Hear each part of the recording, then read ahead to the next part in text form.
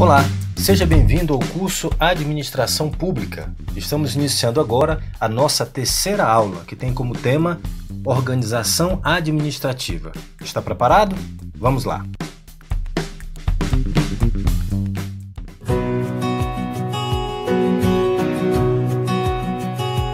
A tripartição dos poderes no Brasil. No Brasil, as funções do Estado estão distribuídas entre os seus entes, União, Estados-membros e municípios. O Legislativo encontra-se distribuído nos três entes da Federação. É exercido no Congresso Nacional, Senado Federal e Câmara dos Deputados, pelos senadores e deputados federais. Na Assembleia Legislativa Estadual, pelos deputados estaduais e, por fim, na Câmara Municipal, pelos vereadores. O Executivo também está presente nos três entes. Seus chefes são o Presidente da República, União Federal, o Governador de Estado, Estado-membro, e o Prefeito Municipal, no município. O Distrito Federal, Estado-membro anômalo, tem como chefe o Governador. O Judiciário se divide administrativamente entre a União e os Estados-membros. No âmbito federal estão os órgãos de jurisdição especial, aqueles aos quais a Constituição atribui competência para causas de determinada natureza e conteúdo jurídico substancial, que está na Justiça Militar, Justiça Eleitoral, Justiça do Trabalho. E o órgão de jurisdição comum, que conhece de qualquer matéria que não esteja na competência das justiças especiais, que são as chamadas Justiça Federal. No âmbito federal estão ainda o Supremo Tribunal Federal, o STF, e o Superior Tribunal de Justiça, o STJ. Funcionam como órgãos de superposição, isto é, julgam recursos interpostos em causas que já tenham exaurido todos os graus das justiças inferiores.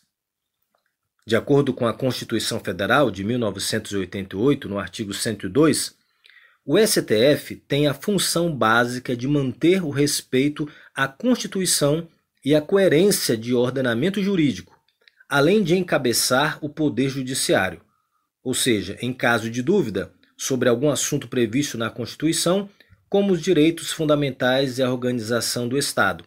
É esse tribunal que irá dizer como o direito deve ser aplicado.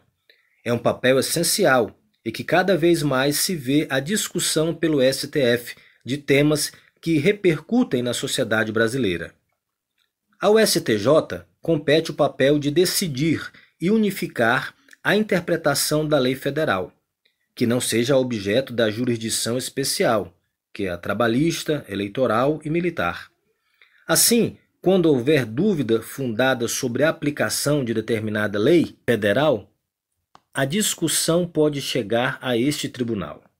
Caso esta discussão envolva matéria constitucional, pode haver ainda recurso ao STF.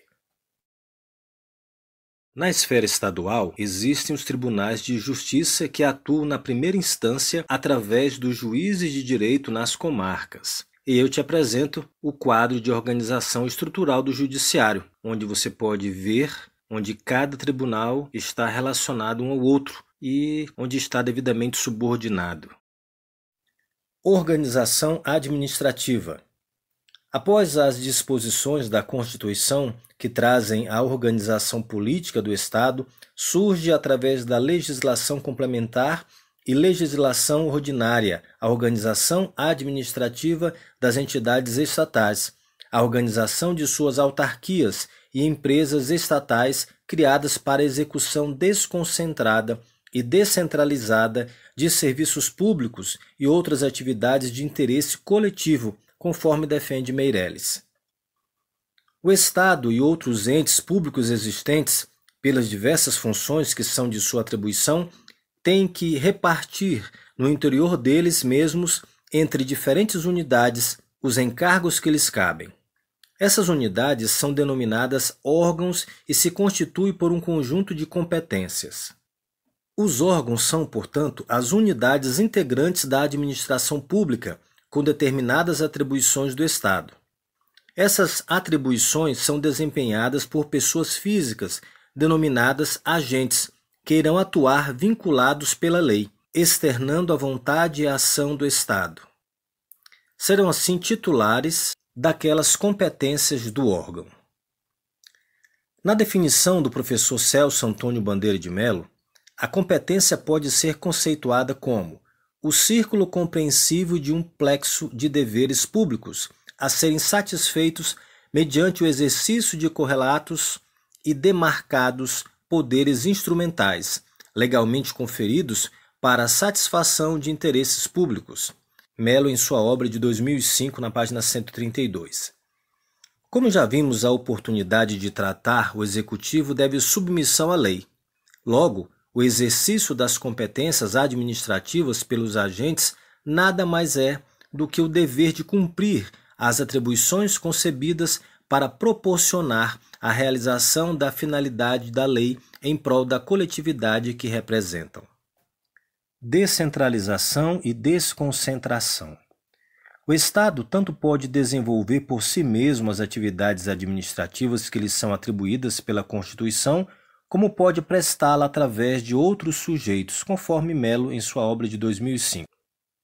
Na segunda situação, ou transfere a particulares o exercício de certas atividades que lhes são próprias, ou então cria outras pessoas como entidades concebidas para desempenhar determinada atividade.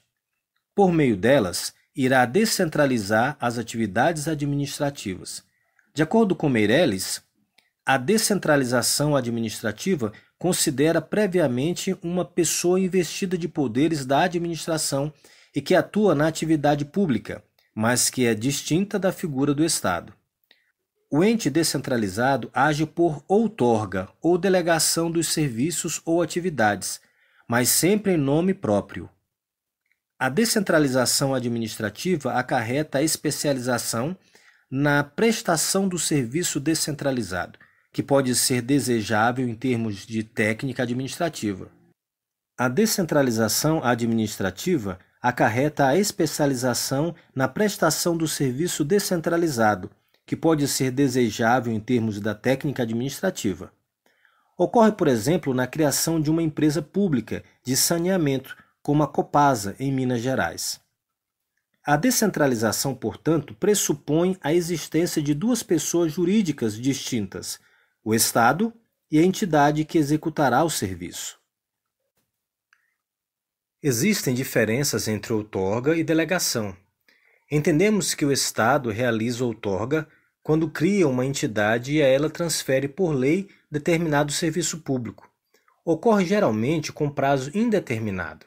As entidades mais comuns que recebem outorga do Estado são autarquias, empresas públicas, sociedades de economia mista e fundações públicas. Outra maneira de descentralização administrativa é a delegação, que ocorre quando o Estado transfere por contrato ou ato unilateral unicamente a execução do serviço para que o ente delegado o realize em seu próprio nome, sobre a fiscalização estatal. A delegação é efetiva, geralmente por prazo determinado. As concessões de rodovias são o exemplo mais conhecido de delegação, na qual determinada empresa explora o serviço público, obtendo sua contraprestação através da cobrança da tarifa do pedágio. O Estado pode manter sua atividade centralizada, que é quando ele atua diretamente por meio de seus órgãos, ou seja, das unidades que o compõem. Mesmo atuando de forma centralizada, ele desconcentra suas atividades, circunstância na qual ocorre a distribuição interna das competências. O Ministério da Saúde, por exemplo, é um órgão que compõe o governo federal. Os serviços prestados pelos componentes do Estado são desprovidos de personalidade, já que são integrantes da mesma pessoa política. Segundo Meirelles, a desconcentração administrativa significa a divisão de funções entre vários órgãos, na mesma administração, sem perda de hierarquia. A desconcentração pode ocorrer de três maneiras. Primeira, em razão da matéria, ou seja, do assunto. Exemplo, divisão das secretarias municipais de acordo com a área de atuação. Exemplo, a Secretaria de Educação, de Saúde, de meio ambiente. Segunda, em razão do grau, ou seja, da hierarquia. Divisões em função da autoridade dos órgãos e agentes. Exemplo é um diretor de departamento, um diretor de divisão, um chefe de seção ou encarregado de setor. E terceira, em razão do território. Superintendência Regional de Ensino do município de Varginha é um bom exemplo. O professor Celso Antônio Bandeira de Mello faz a distinção entre descentralização e desconcentração. Vamos lá? Descentralização e desconcentração são conceitos claramente distintos. A descentralização pressupõe pessoas jurídicas diversas, aquela que originariamente tem ou teria titulação sobre certa atividade, e aquela outra, às quais foi atribuído o desempenho das atividades em causa.